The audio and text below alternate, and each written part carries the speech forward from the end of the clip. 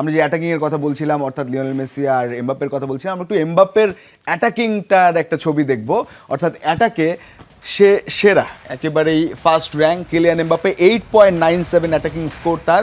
Attacking যে লিস্টটা সেটা তিনি আসলে ডমিনেট করছেন, বা শুরুটা তাকে দিয়ে হয়েছে। আমি পরের লিস্ট আপনাকে দেখাবো, তবে এটা কি ঠিক না আছে? আসলে এমবাপ্পে যেভাবে শুরু করেছেন, আপনি যদি একদম ফার্স্ট ম্যাচ থেকে তার লাস্ট ম্যাচ পর্যন্ত দেখেন, কোয়ার্টার ফাইনাল ম্যাচ, সেইখানে কিন্তু প্রতিটি ম্যাচেই আপনার একটা ম্যাচ হয়তো সে গোল পায়নি, কিন্তু আপনি যদি তার মানে ইনভলভমেন্ট দেখেন টোটাল গেমে, আসলে একদম ফার্স্ট পজিশনের মতোই তার পারফরমেন্স ছিল। কিন্তু আসলে সে যে কত একটা ইম্প্যাক্টফুল প্লেয়ার, এটা কিন্তু আমরা সচরাচর সবসময় দেখে থাকি। আসলে ফ্রান্স টিমের যদি আপনি তাকে কাউন্ট করেন, আপনি ওয়ান অফ দ্য কি প্লেয়ার তাকে ওইভাবে কাউন্ট করতে হবে। আমরা পরের লিস্টটাও দেখবো, দেখলে আসলে বোঝা যাবে অ্যাটাকিং লিস্ট যেটা আছে।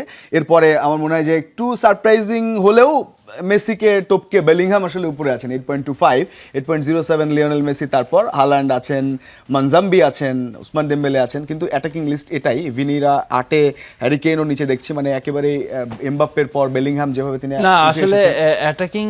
অ্যাটাকিং আপনার সিচুয়েশনটা ক্রিয়েট হয়, ধরেন বিলিংহাম যেভাবে সেকেন্ড রান থার্ড রান করে ইনবক্সের ভিতরে, স্পেশালি যেভাবে ইনভলভ হয় নিজেকে, এটা কিন্তু আসলে মানে এক্সেপশনাল। আপনি নাম্বার 10 হিসাবে যে আপনি 6 গোল করে ফেলেছেন, এটা কিন্তু একটা বড় মার্জিন, তাই না? তো সেখানে আপনি মেসিকে দেখবেন যে মেসি সামটাইম অনেক নিচে চলে এসে বলটাকে নিয়ে সে বিল্ড আপ প্লেতেও অংশগ্রহণ করে।